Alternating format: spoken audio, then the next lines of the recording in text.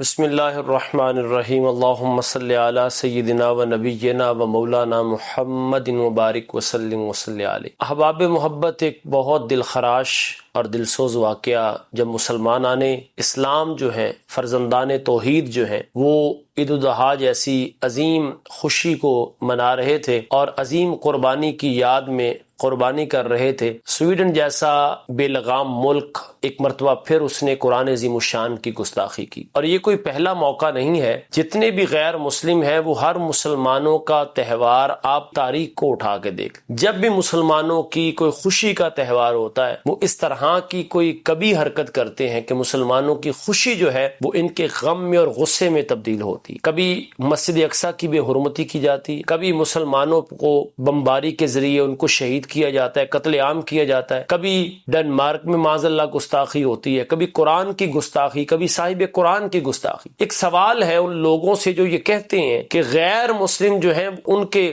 قوانین کے اندر ایک جانور کے، ایک پرندے کے اور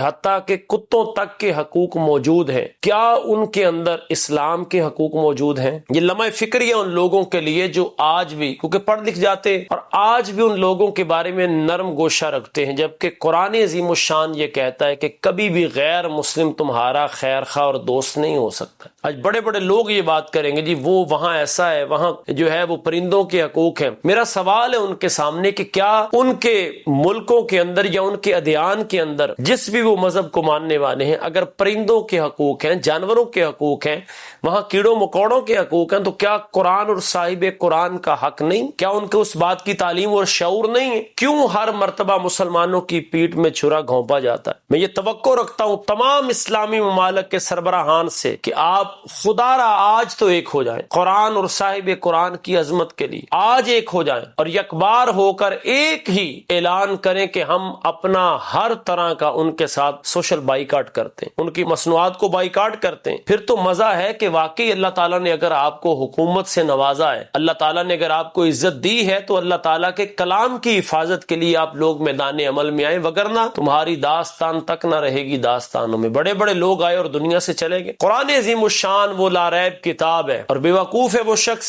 یقیناً آبرو باختہ ہے جس نے قرآن عظیم الشان کے نسخے کو اپنے پاؤں کے نیچے روندا ہے۔ سوشل میڈیا کے ذریعے آپ دیکھ سکتے ہیں اپنے پاؤں کے نیچے روندا ہے۔ اور قرآن عظیم الشان فقط کاغذ پر لکھی ہوئی کتاب نہیں ہے، ایک نسخے کو تو اس نے اپنے پاؤں کے نیچے رون دیا جو مسلمانوں کے دل میں قرآن پاک محفوظ ہے، اس کو یہاں سے کون نکال سکتا ہے؟ اور میں ہر مسلمان سے عرض کروں گا کہ دل کے کانوں سے اس گفتگو کو سنیے گا اور دوسروں تک پہنچائیے گا کہ حضرت اقبال نے کہا تھا درس قرآن کو اگر ہم نے نہ بلایا ہوتا، یہ زمانہ نہ زمانے نے دکھایا ہوتا، اور وہ زمانے میں معزز تھے مسلمان ہو کر ہم خار ہوئے تارک قرآن ہوں۔ ہم نے قرآن عظیم الشان کی تعلیم کو چھوڑ دی، ہم نے قرآن عظیم الشان پر عمل کرنا چھوڑ دیا، فقط قرآن عظیم الشان کو برکت کے لیے گھر میں رکھا، فقط قرآن عظیم الشان کو بیٹی کو رخصت کرنے کے لیے اس کے سر پہ رکھا، فقط قرآن عظیم الشان کو حلف کے لیے رکھا، حالانکہ قرآن عظیم الشان کائنات کی وہ عظیم کتاب ہے کہ جس کے بارے میں اللہ خود فرماتا ہے ذالک الکتاب لا ریب فیہ، اس میں کوئی شک کی گنجائش نہیں۔ اور جس نے قرآن عظیم الشان کی بے ادبی اور بے حرمتی کی ہے وہ شخص یہ بات نہیں جانتا کہ انا نحن نزلنا الذکر و انا لہ لحافظون، کہ اللہ نے اس ذکر کو نازل کیا اور اللہ ہی اس کی حفاظت کرنے والا ہے۔ اور یاد رکھیے جس نے بھی قرآن اور صاحب قرآن کی بارگاہ میں گستاخی کی ہے وہ دنیا کے لیے عبرت کا نشان بنا ہے، اور تاریخ اس بات پر گواہ ہے کہ جس نے قرآن عظیم الشان کی یا صاحب قرآن صلی اللہ تعالی وسلم کی بارگاہ میں ہلکی سی بھی گستاخی کی ہے، پھر اسے نہ زمین نے جگہ دی ہے، لوگ اس کے چہرے کو پہچاننے سے بھی انکار کر دیتے ہیں۔ آپ دیکھیں گے انشاءاللہ مسلمانوں کے سینے ٹھنڈے ہوں گے، ہمارے دلوں میں سکون برپا ہوگا جب اس بندے کو اللہ تعالیٰ قرار واقع کے سزا دے گا۔ ہمیں نہیں پتا اور امید نہیں ہے کیونکہ یہ گورنمنٹ سطح پہ ان کے ہاں یہ گستاخی ہوئی ہے،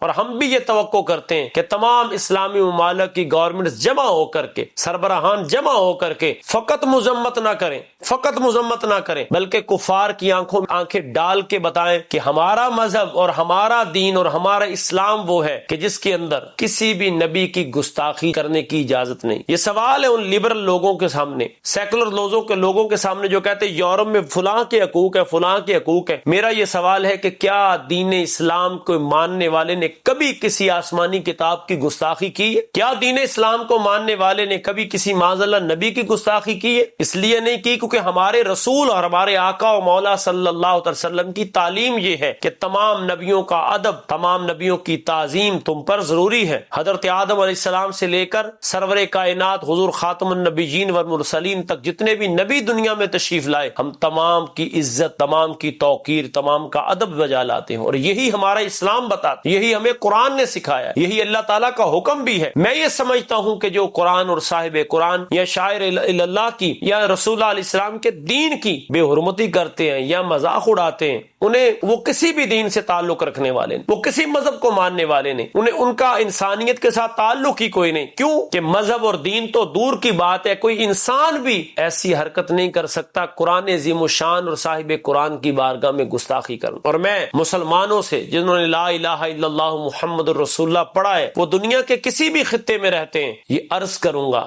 دلی دکھ کے ساتھ کہ خدا را قرآن کو اپنے دلوں میں جگہ دیں، یہ ایک ارادہ مصمم کریں اپنے دلوں کے اندر کہ اگر ان لوگوں نے قرآن عظیم الشان کو مٹانے کی کوشش کی ہے اور کر رہے ہیں تو آج کے بعد میں اپنے ایک بیٹے کو حافظ قرآن ضرور بناؤں، ہر گلی میں ہر گھر میں قرآن عظیم الشان کی تلاوت ہو۔ اگر وہ قرآن کو مٹانے کی کوشش کرتے ہیں تو اوراق جلائے جا سکتے ہیں، اوراق کی بے حرمتی کی جا سکتی ہے، لیکن جو سینوں میں قرآن ہوگا رسول اللہ علیہ السلام کے غلاموں کے، اس قرآن کو سینے سے کون نکال سکتا ہے؟ قرآن عظیم الشان زوال کی ہوئی قوموں کو اوج ثریا تک ان کے مقدروں کو لے جانا جانتا ہے۔ قرآن عظیم الشان وہ کتاب ہے، وہ واحد کتاب ہے کہ آج بھی مسلم امہ اگر قرآن کے دامن سے وابستہ ہو جائے اور صاحب قرآن کے دامن سے وابستہ ہو جائے تو ان کا زوال جو ہے صبح ہی ان کے عروج میں تبدیل ہو سکتا ہے۔ قرآن عظیم الشان کو اللہ تعالیٰ نے یہ برکتوں سے نوازا ہے، یہ بندہ پروری قرآن عظیم الشان کی وجہ سے رسول اللہ علیہ السلام کے دامن سے لپٹ کر کے ہوگی۔ میں پھر اپنی گفتگو کے انتہا میں یہ بات عرض کروں گا کہ ہم سراپا احتجاج ہیں اور ہر مسلمان اس کے دل کے اندر غم و غصہ ہے کہ جس نے قرآن عظیم الشان کی بے حرمتی کی ہے۔ میں ہر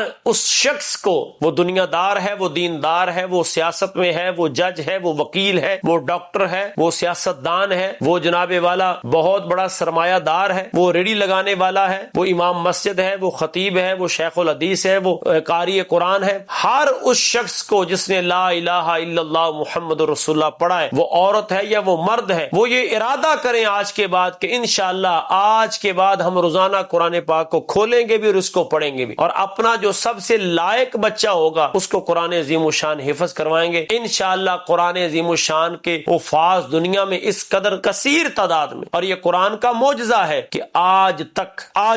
20 صفوں کی کوئی کتاب بھی کسی کو حفظ نہیں ہو سکی سوائے قرآن عظیم الشان۔ یہ قرآن کا معجزہ ہے کہ 9 سال کا، 10 سال کا، بلکہ اس سے بھی چھوٹا بچہ بسم اللہ کی بات سے لے کے والناس کی سین تک سارے قرآن کو حفظ بھی کرتا ہے، اس منزل کو اپنے سینے میں بھی رکھتا ہے۔ انشاءاللہ قرآن چمکتا رہے گا، دمکتا رہے گا۔ نبی کریم علیہ السلام نے فرمایا میری آل اور قرآن یہ دنیا میں جدا نہیں ہوں گے، یہ دونوں آپس میں ملے رہیں گے، کل قیامت کو دونوں حوض کوثر پر مجھے ملیں گے۔ سویڈن ختم ہو جائے گا، تباہ ہو جائے گا، برباد ہو جائے گا، لیکن قرآن کا نور چمکتا رہے گا، قرآن سینوں میں چمکتا رہے گا، قرآن نور بکھیرتا رہے گا، قرآن اپنی روشنیاں بکھیرتا رہے گا۔ قرآن کل بھی عزت والا تھا، قرآن آج بھی عزت والا ہے۔ ہاں جس کو عزت چاہیے وہ قرآن کے دامن سے وابستہ ہو جائے، انشاءاللہ میرا مالک قرآن عظیم الشان اور صاحب قرآن کی برکت سے اس انسان کو عزتیں عطا فرمائے گا۔